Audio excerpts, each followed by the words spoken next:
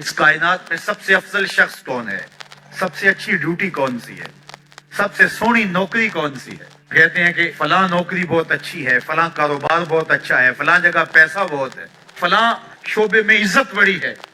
لیکن آؤ حضور سے پوچھتے ہیں سب سے افضل کون ہے، سب سے اشرف کون ہے؟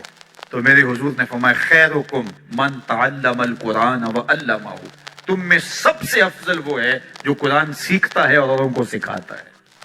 سب سے اشرف، سب سے اچھی نوکری، سب سے اچھا کام، سب سے بہتر وظیفہ اس کا ہے جو قرآن خود بھی سیکھتا ہے اور اوروں کو بھی سکھاتا ہے.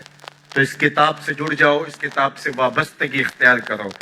جس رات کے دامن میں قرآن نازل ہو وہ رات تو افضل ہو، وہ رات تو 1000 مہینے سے اشرف ہو. اللہ اکبر.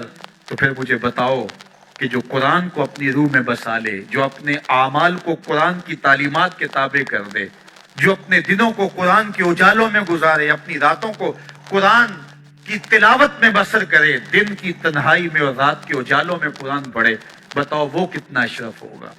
اس لیے میرے اور آپ کے آقا و مولا نے فرمایا راتوں کی تنہائیوں میں اٹھ اٹھ کے قرآن پڑھا کرو اور قرآن پڑھتے ہوئے رویا کرو، اور اگر رونا نہ آئے تو رونے کی کوشش کیا کرو. کوشش کیا کرو، دقت پیدا ہو جائے تمہیں قرآن کی تلاوت کرتے کرتے. حضرت داتا گنج بخش علی حجویری علیہ رحمہ سے ایک مرید نے کہا حضرت اگر رونے کی کوشش کریں پھر بھی رونا نہ آئے، فرمایا پھر اپنے مقدر پہ رویا کرو. تم اتنے سنگ دل ہو گئے ہو کہ تمہاری آنکھیں آنسوں کا خراج نہیں دیتی ہیں. تو اس کتاب کے ساتھ جڑ جاؤ، تعلق کو مضبوط کر لو، اور اس کتاب سے وابستگی تمہیں دنیا آخرت کی بہتری کی ضمانت فراہم کرے گی. اور یہ کتاب زندہ ہے، اس کا پیغام کبھی فرسودہ نہیں ہوا، اس کا پیغام کبھی پرانا نہیں ہوا. ہر دور کے تقاضوں سے یہ کتاب ہم آہنگ ہے، اور یہ کتاب ہر شخص کی ضرورت کی کفالت کرتی ہے. اور پھر اللہ نے اس کو اتنا آسان کیا ہے، اتنا جامع بنایا ہے کہ ہر طبقہ زندگی کے شخص کے لیے قرآن کافی ہے، ہر شخص کی ضرورت کا کفیل ہے.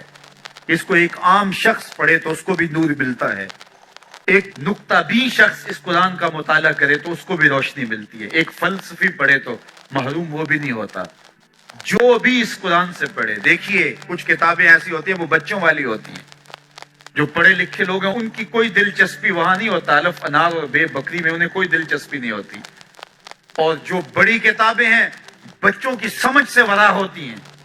لیکن یہ واحد قرآن ہے، جس طبقے کا شخص بھی پڑھے، ان پڑھ پڑھے تو اس کو بھی نور ملتا.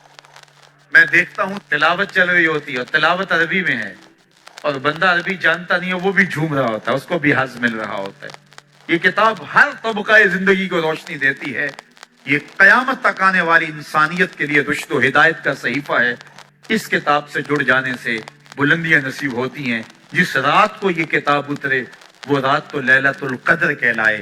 اور جو شخص اس کتاب سے وابستہ ہو جائے اور اس کتاب کو اپنی روحوں میں سمو لے، وہ ذی قدر کیوں نہیں ہوگا، وہ عزت کا مالک کیوں نہیں ہوگا، وہ شانوں اور عظمتوں کا مالک کیوں نہیں ہوگا.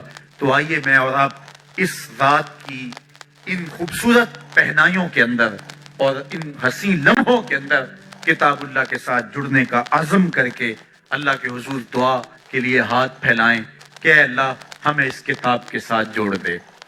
یہ کتاب زندگی بخش ہے، اللہ پوری امت کو اس کتاب کے ساتھ جوڑ دے. اقبال کہتے ہیں فاش می گوئم آنکھ در دل مزمرست، این کتاب نیز چیزیں دیگرست. جو میرے اندر چیز چھپی ہوئی ہے اس کو کھل کے اگر بتاؤں، یہ کتاب نہیں، یہ کوئی اور ہی شے ہے. یہ زندگی بدل شے ہے، یہ حیات ساز کتاب ہے، یہ زندگی کو روشنی اور اجالوں سے بھر دینے والی کتاب ہے، یہ پستیوں سے اٹھا کے بلندیوں تک پہنچانے والی کتاب ہے. اس کا حرف حرف روشنی ہے، اس کا لفظ لفظ اجالا ہے. یہ زندگی کو زندگی کا حقیقی نور دینے والی کتاب ہے. اس سے جڑنے والے کبھی محروم نہیں ہوتے، سرخرو اور سربلند ہوتے ہیں. اللہ ہمیں اس کتاب رحمت سے جڑنے کی اور جڑے رہنے کی توفیق عطا فرما، اور اس امت کو اس کتاب کے ساتھ وابستگی اللہ نصیب کرے. ایسا بھی ہوا کہ ایک کی دونوں ٹانگوں کو اونٹوں کی پچھلی ٹانگوں سے باندھ دیا گیا، دونوں ٹانگیں مخالف سمت اونٹ کھڑے ہیں اور ٹانگوں کو باندھ دیا گیا، اور اونٹوں کو پھر دوڑنے کے لیے کہا گیا. جب اونٹوں کو ماری نا چابک اور یہ جسم لگا چرنے اور سرخ سرخ قطرے گرنے لگے. اب ظاہر ہر ایک کا خیال تھا کب چیخیں گے اور ہم ہنسیں گے، لیکن کیا ہوا؟ جس شخص کا بدن چل رہا تھا اور سرخ سرخ قطرے گر رہے تھے، اس نے کہا فزت برب الکعبہ، فزت برب الکعبہ، فزت برب الکعبہ. کعبے کے رب کی قسم، میں تو زندگی کی بازی جیت گیا ہوں. جانا تو تھا اس دنیا سے. یہ کیا حسن ہوا، کیا خوبی ہوئی کہ یار کے نام پہ جا رہے. اللہ اکبر. عمار ابن یاسر کو آگ میں رکھ دیا گیا اور کافروں نے کہا کہ کوئی آرزو. اللہ اکبر. تو حضرت عمار ابن یاسر کہنے لگے کاش اس لمحے حضور کی زیارت نصیب ہو جائے. بندہ مٹ نہ جائے آقا پہ تو وہ بندہ کیا ہے؟ بے خبر ہو جو غلاموں سے وہ آقا کیا ہے؟ دور طیبہ سے جب بھی میں تڑپا کبھی، ان کو حالات کی سب خبر ہو گئی. حضرت عمار ابن یاسر کی آنکھوں میں آنسو آ گئے. ابھی حضور نہیں پہنچے اور ان کو پکڑ کے آگ میں ڈال دیا گیا. آپ سمجھے ڈر گیا. تپتے ہوئے کوئلوں پہ آگ پہ جانا اتنا آسان کام تو نہیں ہے. آدمی کہہ تو لیتا ہے، لیکن جب عملاً اس مرحلے پہ پہنچتا ہے پھر پتا چلتا ہے کتنا مشکل کام ہے. جب حضرت عمار ابن یاسر کو آگ میں ڈالا گیا، آنکھوں میں آنسو آ گئے. کہا سمجھے ڈر گیا ہے. کہا منحرف ہوتا ہے تجھے چھوڑ دیں. کہا تم کچھ اور سمجھے ہو، میں کسی اور کے لیے رو رہا ہوں. پھنسی جو دام میں بلبل تو لگی یوں کہنے، پھنسی جو دام میں بلبل تو لگی یوں کہنے، کرے گا قتل گر کیا ہے تو نے اسیر مجھے. کباب شمع کے شعلہ پہ کیجئے ایسے یاد کہ شکل گل نظر آئے دم اخیر مجھے.